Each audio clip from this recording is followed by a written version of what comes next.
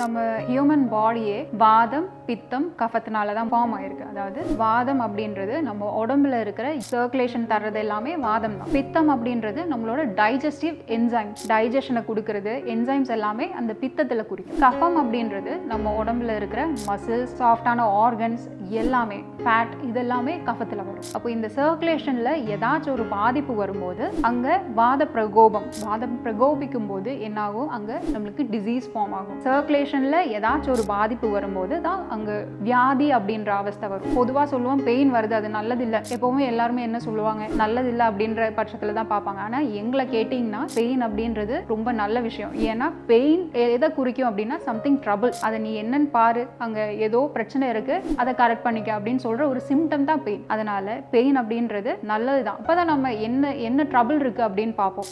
நல்லது அப்படின்னு சொல்கிற மாதிரி பெயின் நல்லது தான்.